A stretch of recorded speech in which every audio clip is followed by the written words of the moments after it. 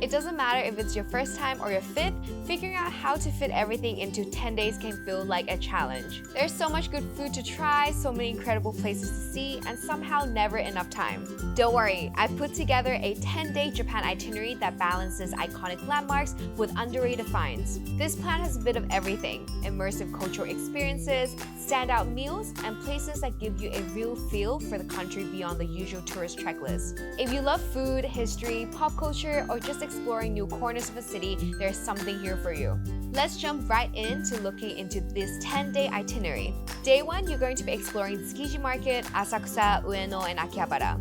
Nothing says I've arrived in Japan quite like an early morning wander through Tsukiji Outer Market. This used to be the largest fish market in the world. While the inner market was moved to Toyosu, Tsukiji is still a must-visit, packed with lively food stalls, fresh seafood, and hidden gems. I would highly recommend you grab a Japanese-style egg omelette from Yamacho.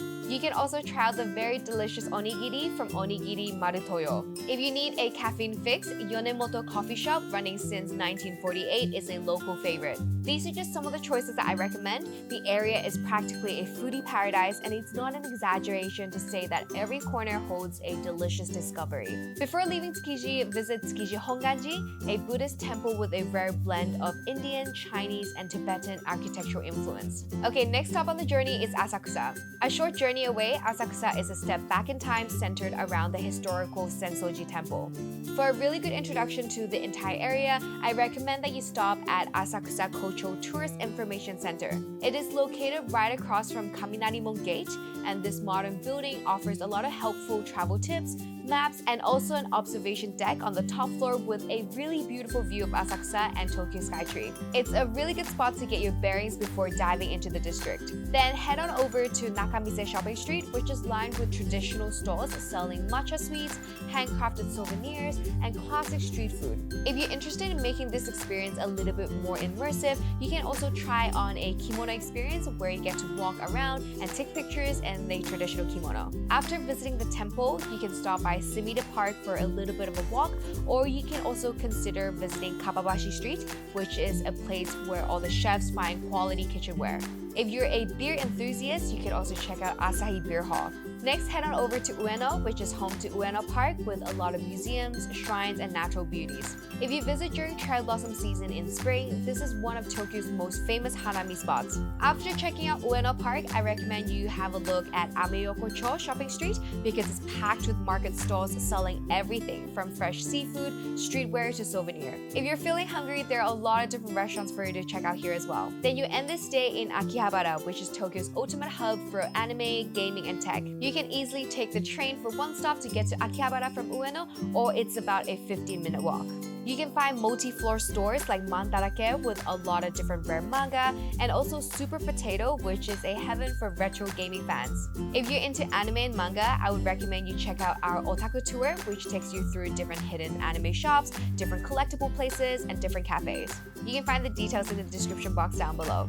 Also, if this seems quite overwhelming for you, you can check out one of our tours in the description box down below, where you can have a local expert friend show you around this amazing city. Okay, now coming into day 2, we've got Harajuku, Shibuya, and Shinjuku. Start your day in Harajuku, the center of Tokyo's youth culture. There is Takeshita Street, which is packed with vintage shops, unique fashion boutiques, and also famous street food. If you're curious about the giant rainbow cotton candy, you can get it here. For a break from all the crowds, you can also go behind the main streets to find smaller, stylish cafes, indie art galleries, and also creative fashion shops. If you want high-end shopping, you can walk on over to Omotesando, which is also known as the Champs-Elysees of Tokyo, which is just around the corner. Harajuku is also famous for animal cafes, where you can go and take a break and just hang out with adorable animals. Just a really short walk away, there's also Meiji Jingu, which has a different atmosphere from the entire area of Harajuku. The 15-minute walk to the shrine is surrounded by a lot of beautiful trees with sake barrels and wooden prayer plaques lining the path. If you're an early riser, I would recommend you come to Meiji Jingu first, because a lot of shops in Takeshita Street don't open until 10 or even 11 a.m. Next up, we've got Shibuya. From Harajuku, it's just a short walk or train ride to Shibuya. You can start at the legendary Shibuya crossing where hundreds of people cross at the same time. For the best view, you can grab a coffee at the Starbucks overlooking the crossing or head to the Magnet by Shibuya rooftop. Nearby, there is Hachiko Statue, Tokyo's most famous meeting point. After crossing Shibuya Crossing, you can explore Shibuya Sentagai, a lively street packed with shops, arcades, and neon lights. For shopping, you can go to Shibuya Parko, which has Nintendo Store and Pokemon Center. There's also Shibuya Scramble Square and Miyashita Park, which also has a skate park and bouldering walls at the rooftop. For a little bit of a hidden gem, you can check out Nonbe Yokocho, which is an alley nearby filled with tiny nostalgic izakayas. As the sun sets, you can head on over to Shinjuku, where the city truly comes alive at night. Start with Tokyo Metropolitan Government Building for a free observation deck offering a panoramic view of the city, including Mount Fuji on a clear day. Next, you can explore the bustling streets of Kabukicho, which is Tokyo's famous entertainment district. For a completely different atmosphere, visit Golden Gai, which is a maze of tiny nostalgic bars, each with its own theme. If you want a really special Tokyo dining experience, I would recommend you check out an omakase sushi meal, which is one of the best ways to experience Japan's culinary mastery in sushi. If you're looking for late night adventure, you can check out karaoke joints, jazz bars, and whiskey bars, which are practically everywhere. If you want to check out different local izakayas and bars with some new friends, definitely check out one of our bar tours in the description box down below. Okay, day 3, pick your own Tokyo adventure. By now, I'm sure you've got a feel for Tokyo, so today is all about choosing your own adventure. Whether you're into art, history, shopping, or hands-on experience, Tokyo has something for everybody. For art lovers, Roppongi is the place to be. This district is known for the sleek modern vibe and world-class museum. Located at the top floor of Roppongi Hill's Mori Tower, this contemporary art museum features rotating exhibitions of international and also Japanese artists. A bonus is that your ticket includes access to the Tokyo City View observation deck, where you can enjoy breathtaking cityscapes from above. There's also Team Lab Planets. If you're after something truly immersive and interactive, this digital art museum is definitely a must-visit. Stepping into huge, mesmerizing rooms filled with floating lights, mirrored infinity spaces, and knee-deep water exhibits that responds to your movement. Make sure to wear shorts or skirts that you can roll up because you'll literally be walking through some of the exhibits. If you want even more, there's also the National Arts Center in Roppongi that has a lot of different exhibitions. For a slower-paced day, you can consider visiting one of Tokyo's charming local neighborhoods. Shimokitazawa is Tokyo's bohemian paradise. It's known for vintage clothing shops, indie record stores, and artsy cafes. You can wander through the maze of alleyways where you'll find hidden bookstores, live music venues, and also creative thrift stores. The area has a bit of a laid-back, youthful feel, making it a great place to relax and explore without setting a plan. Then we've got Yanaka. If you're looking for old Tokyo vibes, this traditional neighborhood is perfect for you. One of the few areas that actually survived World War II bombings, Yanaka retains its nostalgic charm with narrow streets, wooden houses, and historic temples. Scrolling down Yanaka Ginza shopping street, where you can find different handmade crafts, traditional sweets, and tiny local eateries. Don't miss out on Nezu Shrine, which is famous for its beautiful red torii-gate tunnel, which is similar to the Kyoto's Fushimi Inari Shrine. If you're a fan of shopping, then Tokyo is a shopping paradise for you. One place you can visit is Ginza, which is Tokyo's luxury shopping district. You can find the flagship stores of global brands like Chanel, Louis Vuitton, and Dior. Even if you're not planning to splurge, Ginza's department stores like Mitsukoshimae and Wako are worth a visit just for their stunning architecture. Another option is visiting Shinjuku and Shibuya again. If you're after trendy fashion or unique streetwear, these areas are your best bet. In Shibuya, you can explore Shibuya 109, which has a lot of youthful styles, or head on over to Miyashita Park for a mix of high street brands and also Japanese designer stores. Over in Shinjuku, you can check out Lumine and Isekan, two department stores with a mix of international and local fashion brands. For something a little bit more unique, you can visit Cat Street, a hidden shopping street between Harajuku and Shibuya, known for its indie fashion boutiques, sneaker stores, and also stylish concept shops. If you're interested in checking out this street, you can also do it the day before, where you walk from Harajuku to Shibuya. If you want to learn something new and experience something different, Tokyo offers plenty of hands-on experiences. For example, there's pottery and kintsugi workshops. You can try out traditional Japanese ceramics by joining a pottery class where you can make your own sake cups or bowls. Or you can learn the ancient art of kintsugi, where broken pottery is repaired with gold lacquer, turning cracks into something beautiful. There are also different cooking classes like ramen class or sushi class. This is definitely a must-do for food lovers who want a deeper appreciation of Japanese cuisine. You can learn the techniques behind making rich and flavorful ramen broth and hand-pulled noodles, or master the art of sushi making, from slicing fresh fish to perfecting the shape of nigiri. This is not just a meal, it's a chance to gain a skill and bring a taste of Japan back home with you. There are also sumo experiences. For an experience you can only have in Japan, you can start the day with a morning sumo experience, or at lunch you can have a sumo lunch experience. It's a rare opportunity to interact with sumo wrestlers and get a sense of what they do and learn exactly what this entire sport is all about. Seeing these wrestlers is an unforgettable way to witness a part of Japanese culture that a lot of people don't get to experience. Okay, now that you've customized your day 3, let's talk about day 4, which is a day trip from Tokyo. Tokyo is amazing and there's really so much to do, but today is a really great chance for you to escape the city and experience a completely different side of Japan. Doesn't matter if you're after stunning mountain scenery, traditional hot springs, or coastal temples, there's a perfect day trip for you.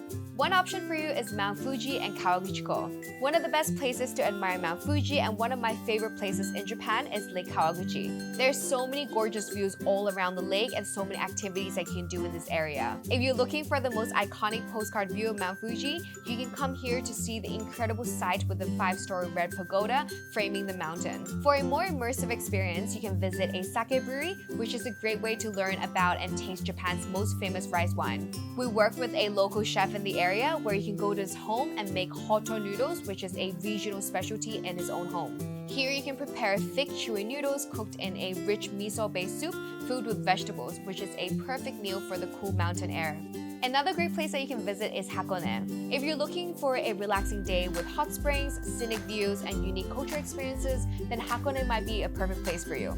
The Hakone Open Air Museum blends nature and art, and it features a lot of outdoor sculptures. With the Hakone Free Pass, which I would recommend you get if you're going to come to Hakone, it gives you unlimited rides on all the public transportation in the area.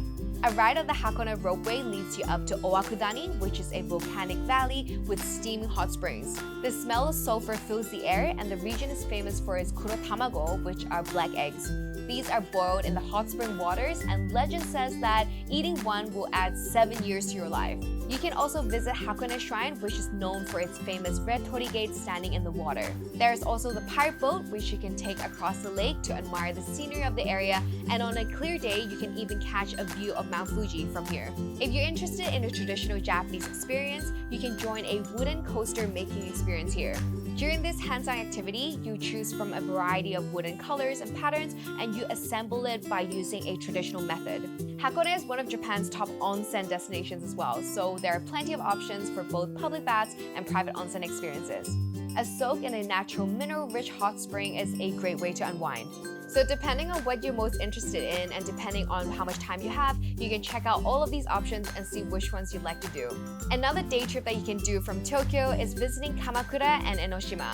For a mix of historical temples, Zen culture, and seaside scenery, Kamakura and Enoshima are a fantastic option for you. Kamakura is home to the Great Buddha and one of Japan's most famous Buddhist statues. This massive bronze Buddha stands at 13.35 meters tall and has been watching over the city since the 13th century. Nearby, there's also Hasedera Temple, which offers a stunning ocean view. There's also the golden statue of Kannon and beautiful seasonal gardens in the area.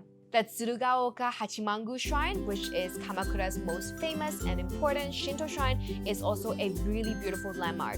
If you're looking for a deeper cultural experience, Zen meditation at a local temple here can give you a really rare opportunity to practice mindfulness under the guidance of Buddhist monks. Kamakura has such a rich history with Zen Buddhism, and this experience offers a moment of quiet reflection away from all the crowds. Kamakura's Komachi Street is also the perfect place to explore local shops and street food. There are a lot of must-try snacks around here, and depending on what you like, you can definitely spend hours checking out different food options here. Just a short train ride away, Enoshima Island offers breathtaking coastal views, hidden shrines, and nature trails. The Enoshima Shrine Complex is scattered across the island with stunning sea views and peaceful gardens. Climbing up to the Enoshima Sea Candle Observation Tower gives you a really good view of the coastline. To get between Kamakura and Enoshima, you can ride the Enoden line, which is an old-school tram that runs along along the coastline, and the view from there is absolutely beautiful. If you want to bring home a truly unique souvenir, try a hanko making experience. In Japan, hanko are personalized name stamps,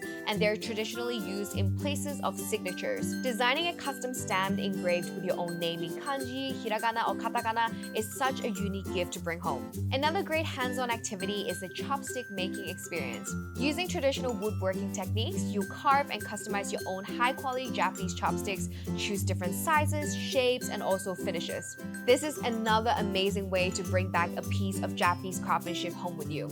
I know I talked about so many unique cultural experiences, and if you're interested in booking or finding out more about them, make sure to contact us.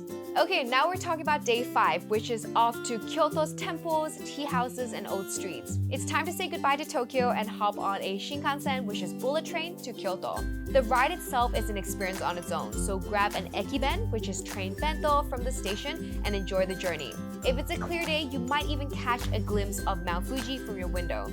The first stop after arriving to Kyoto is to check out Fushimi Inari Shrine. Fushimi Inari Shrine is home to Kyoto's most famous thousands of bright red torii gates winding up the hillside. The entrance is always packed, but if you walk just a little bit further in, you'll find quieter and more peaceful sections where you can really take in the beauty of the gates without all the crowd.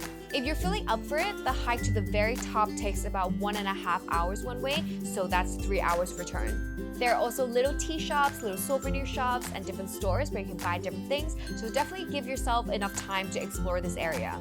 Next, head on over to Kiyomizu-dera, which is one of Kyoto's most stunning temples on the hillside with an epic city view. This massive wooden stage is built without nails, and it looks over the sea of trees that turn bright red in autumn and pink in spring. Take your time wandering through the temple grounds before making your way down to Ninenzaka and Sanenzaka, two of Kyoto's most charming streets.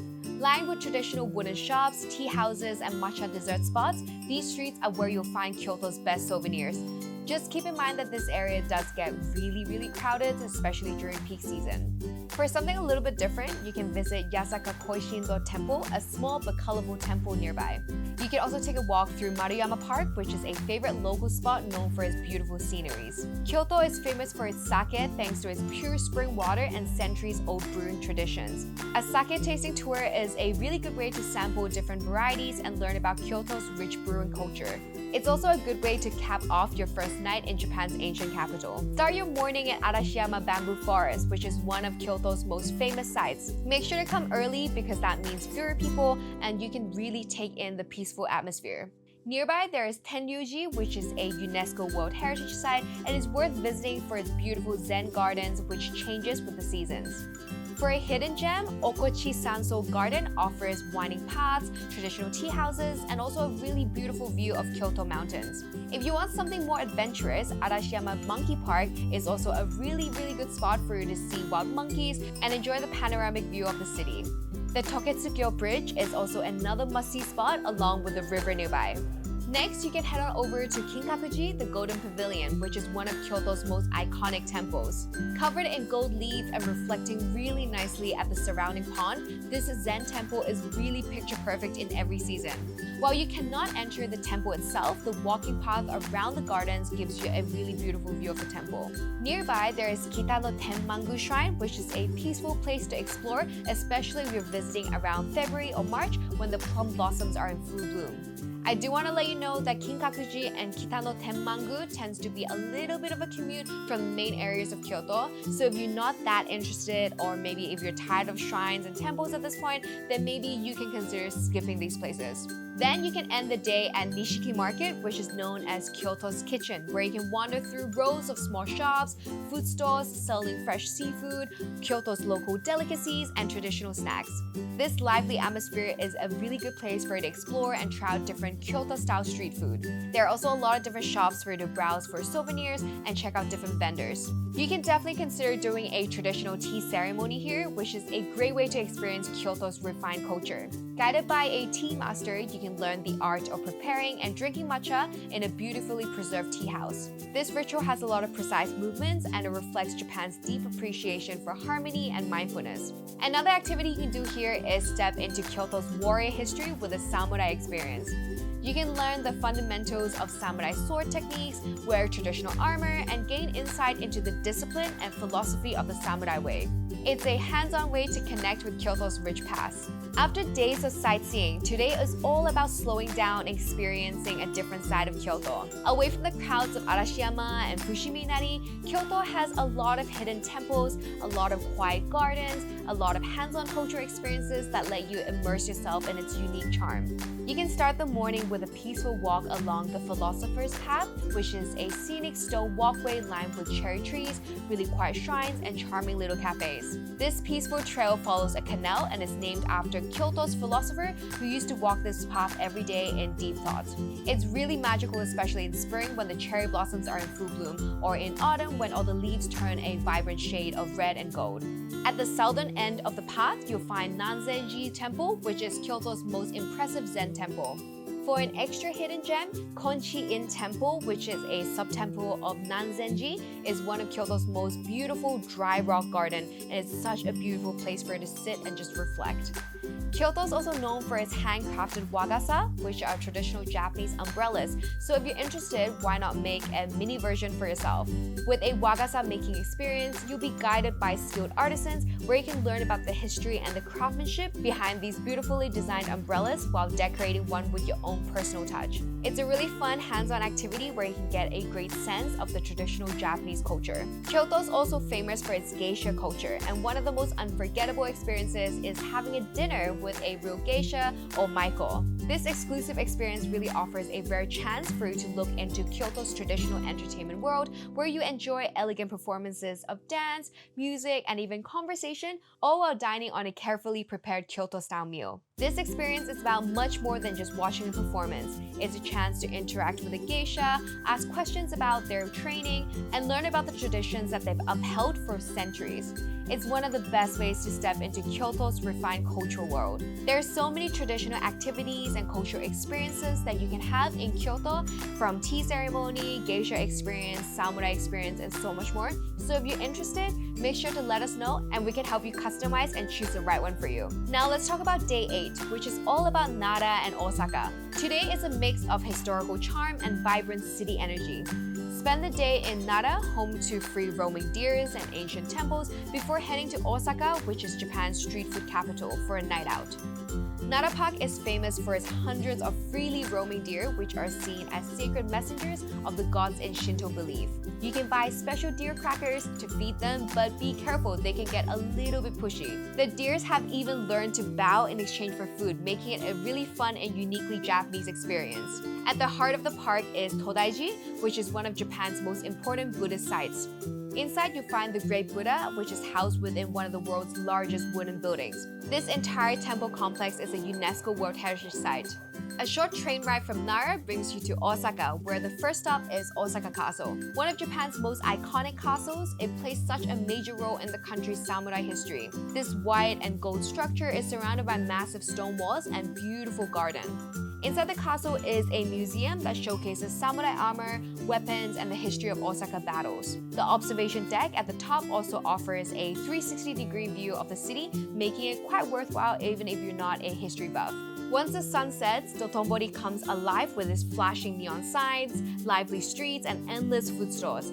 This is Osaka's most famous entertainment district, and no visit is complete without taking a photo in front of the massive Glico Running Man sign.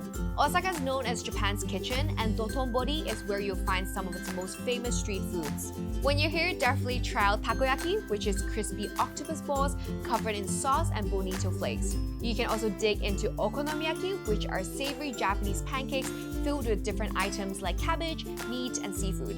If you're up for a true Osaka-style night out, an izakaya crawl is the way to go. You can go izakaya hopping, street food hopping, but also you can consider joining an Osaka food and drinks tour. For a more modern and wild nightlife experience, Namba and Shinsaibashi also has a lot of bars, nightclubs, karaoke joints where you can keep the party going until the early morning if that's what you're into. Now we're at day 9. Today you have the option to go all in on thrill rides and immersive worlds at Universal Studios Japan, or take a day trip to one of Japan's Japan's must-see destinations. If you're in the mood for an action-packed day, Universal Studios Japan is the ultimate choice. This massive theme park in Osaka is home to some of the most exciting rides and immersive attractions in Japan. The biggest highlight is Super Nintendo World, where you can step into the real-life Mario Kart race, punch question blocks, and explore the vibrant world of the Mushroom Kingdom.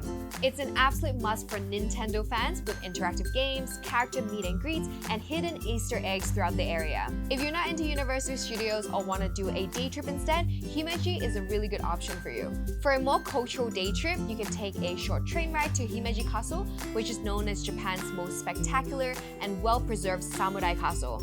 This is a UNESCO World Heritage Site and one of the few castles in Japan that has never been destroyed by war or natural disasters. You can climb up the multiple levels of the main keep, where you walk through the ancient wooden corridors and get a stunning panoramic view of the city from the top. The castle grounds are equally impressive with really beautiful gardens. After exploring the castle, Kokuen Garden is a beautifully landscaped Japanese garden next door, and it's a really peaceful place to unwind. It features tranquil ponds, traditional tea houses, and lush greenery. Another day trip for you is Kobe. If you're a food lover, there's no better day trip than Kobe. Kobe is known for Kobe beef, and that is super famous for the unmatched marbling, melt-in-your-mouth texture, and buttery flavor. There are a lot of teppanyaki-style restaurants where skilled chefs grill the meat right in front of you, and every single slice is cooked to perfection. Beyond food, Kobe is a stylish and international city known for its European-influenced architecture, harbor views, and also there are beautiful sceneries throughout the city. Another day trip you can consider taking is to Hiroshima. It is a powerful way to connect with Japan's history and natural beauty. You can start at Peace Memorial Park, which commemorates the tragedy of the atomic bombing in 1945. The Hiroshima Peace Memorial Museum tells the story of the city before, during, and after the bombing. After reflecting on the history, you can take a short ferry ride to Miyajima Island, which is home to the famous floating torii gate, and at high tide, the gate appears to be floating on water, making it one of Japan's most famous iconic views. Miyajima is also known for its peaceful hiking trails, friendly wild deer, and delicious grilled oysters, making it a really good contrast of the city's historical sites. I know I talked about so many day trip options here, so if you want all the information, make sure to check out the description box down below. Now we're at day 10, and it's all about exploring more of Osaka at your own pace and indulging in its legendary food scenery one last time. This is your chance to wander through the lesser-known neighborhoods, discover hidden gems, and feast on any local dishes you haven't tried yet. For a more unique Osaka food experience, you can head to Tsuruhashi, which is home to one of Japan's largest Korean communities. This area is known for its smoky yakiniku restaurants, bustling markets, and authentic Korean street food stalls. A lot of restaurants here let you grill your own meat at the table, offering everything from A5 Wagyu beef to spicy Korean-style short ribs. If you're in the mood for something different from Japanese food, then this might be the perfect spot for you to visit. If you want a local Osaka experience, you can also take a stroll through Tenma, a vibrant district packed with tiny standing bars, hole-in-the-wall ramen joints, and some of the city's best izakayas. This area is perfect for a midday or even an evening food crawl. You can stop by a yakitori shop for a freshly grilled skewer, grab a bowl of spicy miso ramen, or pop into a tiny bar for an ice-cold beer. Unlike Osaka's busier touristy areas, Tenma has a more laid-back, no-frills charms, and you'll be surrounded by locals unwinding after work. For the ultimate send-off, join an Osaka food and drinks tour to experience the city's legendary nightlife and hidden local food spots. Led by a local guide, this experience can take you into hidden izakayas, back alley food stores, and standing bars that most tourists never find. There you have it. That is the 10-day itinerary to help you get started on planning your trip to Japan. If you're feeling overwhelmed, confused, or just need a little bit more help, don't hesitate to reach out to us. We help guests like you plan your entire trips to Japan, run tours, multi-day group trips, as well as have a lot of different events and experiences, so you can find more information in the description box down below. Thank you so much for watching this video. Don't forget to like and subscribe. I hope you found it helpful, and I'll see you in the next video.